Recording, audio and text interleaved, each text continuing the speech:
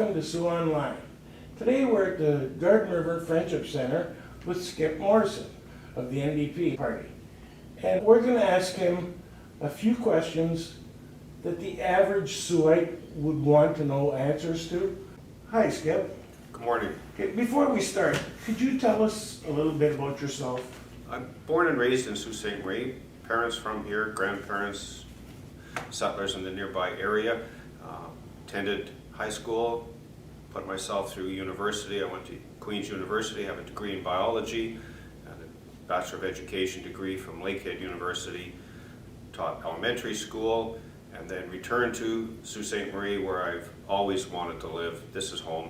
Raised my 3 children here. I've established a career as a financial planner and also as a crane operator at SR Steel. I'm a member of Local 2251, United Steelworkers, and still active as a financial advisor. Sault Ste. Marie is a blue-collar city. They care about taxes and pensions and things like that. So in taxes, if your party gets in, are they going to lower the taxes for the middle class and lower income people? And where is the government going to make up that loss of income? The middle class that is struggling, the lower class is struggling. We've had too many previous governments who have focused their political agenda and their political policies towards the corporate advantages, corporate tax subsidies and tax breaks. And what we propose to do is to slightly increase the corporate tax rate, which is still lower than most of the G7 countries. It was 28% in 2000. 9 years ago, when Harper government took power, it was at 22%. It's currently at 15%. So we propose raising that to have corporate tax rate pay their fair share. And with that, we can provide for the programs that we believe will benefit middle class families, lower class income earners. Okay, but as far as taxes, will they be lowered for the middle class? We have not proposed a tax reduction in the personal income tax level. We're going to leave this at that point as it is and provide the policies that we need for lower and middle class income earners through the programs that we believe will benefit them. So they'll be getting a tax reduction by not having to pay for certain other things that they've had to pay for. It's a good way to put it, yes. Okay. Pensions. With the old age pension and Canada pension being so low, I think that total for both of them would be, the maximum total would be approximately $1,200 to $1,300. No family, or not even a single person, could live on that amount per month. Now, what is your agenda with the pensions? Do you forecast in seeing them rise? Too many people are retiring into poverty. We've seen that, and you're well aware of it. Your numbers are accurate. It's been shown and backed out by bank economists and stat institutes. The best way to provide for Canadians is to increase the CPP. And what we propose is to increase by 0.5% per year the contributions and then the benefits paid out in CPP over 7 years, which will effectively then create a doubling of the Canada Pension Plan payout to seniors. We're going to revert from 67 to 65, the retirement age, to be eligible for old age security. We're going to increase the guaranteed income supplement for seniors, which will lift those destitute seniors who require a break on their incomes, rather than having to wait 2 more years to be eligible for those. Mm-hmm. So 7 out of 10 Canadians do not have a company pension plan. So we're looking at the vast majority of Canadians having to rely and expect to have Canada Pension Plan, Old Age Security, Guaranteed Income Supplements as their sole source of income upon retirement. And as you accurately stated, no one can survive. You're living below the poverty line at those current levels. Previous governments believing that corporate benefits and trickle-down economics is going to benefit everyone. It's going to be good for the economy in general as well. Seniors spend their money, youth spend their money. If we can get money back in the hands of people, and especially seniors who deserve to be taken care of, that's the society we expect to live in. Jobs in Sault Ste. Marie. Yes. It's been reported that the unemployment rate in Sault Ste. Marie is over 12% now. What can an NDP government do to fix that problem in Sault Ste. Marie? There are three ways that we plan to fix that. Number one, it is a recognized fact that 80% of the jobs in Canada are created by small businesses.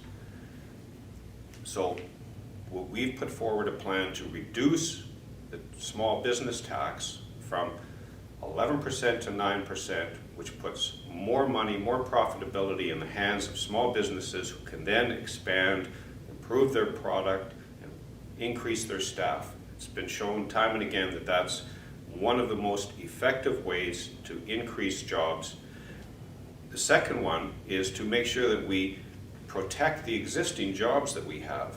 The Conservatives and the Liberals love to believe that free trade is responsible for so many jobs, yet we've seen time and again that they have no attention paid to dumping of steel, dumping of pipe into this country, which we all know has had a direct effect on job losses within Sault Ste. Marie for the last 50 years. It's not been just the last 4, but the last 4 is a perfect example where Mr. Hayes and the Conservatives say, well, free trade, look at what a great job we've done. And then they wait 4 years until there are layoffs announced at Tenaris. Women and men losing their jobs because the Conservatives were asleep at the wheel, much more concerned about their corporate friends and making relationships that have not benefited the jobs. The third one that we see is to replace those essential good jobs from the federal public service, whether that's Immigration Canada, Border Services, Canada Post, Department of Fisheries and Oceans. Those are not luxury jobs or luxury industries. Those are essential services that we need to go forward. And those are departments that the federal government has deemed non-essential. For the NDP, we believe that those jobs are crucial to the kind of society and the kind of science and the kind of security that we want. That's the third way that we can improve the job position in Sault Ste. Marie. One of the most important questions I have to ask you is, what do you intend on doing about the situation with the missing and murdered Aboriginal women in Canada? We made it clear, Tom Mulcair made it clear, I will absolutely make it clear that within 100 days of forming government, we will launch a national inquiry into murdered and missing Anishinaabeg Indigenous women. It is a multifaceted problem, but to hear a Prime Minister state publicly that that issue of murdered and missing Aboriginal women is not particularly high on his radar shows an unethical and immoral approach to I ask people, imagine if you went to the police and said, my daughter is missing, and they said, well, that's really not high on our radar to solve that. So expand that to a national level, and how does anyone believe that they can trust a government that would do that? So that's absolutely a part and parcel of what we as members of the NDP plan to do with all manner of First Nations issues that need to be addressed and will be addressed finally by the Canadian government on a nation-to-nation solution for so many issues that affect Tuition fees. With students being in debt for years and years after they finish their education, are you going to try and do anything about either decreasing or even making post-secondary education free and even forgiving the present tuition fees that are owed forgiven? The NDP has put forward in the past and will do again a Student Affordability Act, getting the federal government at the table with premiers in order to initially, at least, stabilize the tuition rate increases by guaranteeing a stable long-term funding for post-secondary education. It would be nice to be able to throw promises and money like the Liberals and the Green Party have done of saying, well, here's billions of dollars, here's free tuition. We have to be cognizant of all of the problems and all of the issues that we need to address in this country. The NDP is proud to be good fiscal and money managers. Of course, this is an important issue. I would love to be able to tell my 3 children who still are paying off student loans, and I did help them with that they're forgiven, but that's not going to be something that we can do initially, but we do intend to provide the necessary funding so that tuition rates can be made level, not increasing, and then we can look at making loans more affordable, finding a way that the loans and grants are much more affordable in terms of what percentage rates are involved. Is there anything you'd like to tell the people of the Sioux and area? Mike, I believe that we need to address how we've been governing, how we have been dealing with this society. The NDP has always prided itself and always formed itself on the basis that democratic rights and ideals, caring for the disadvantaged in our society, and being good financial managers, those have always been the 3 pillars of what NDP governments have stood for. And caring for the disadvantaged no longer just means the homeless poor. The disadvantaged in our society now means seniors who are retiring into poverty. It means chronically ill. It means people who are disabled. It means people who are trying to get by with 2 or 3 precarious jobs, not being able to care for their families as well as they would like to or plan for their retirement. It means single parents.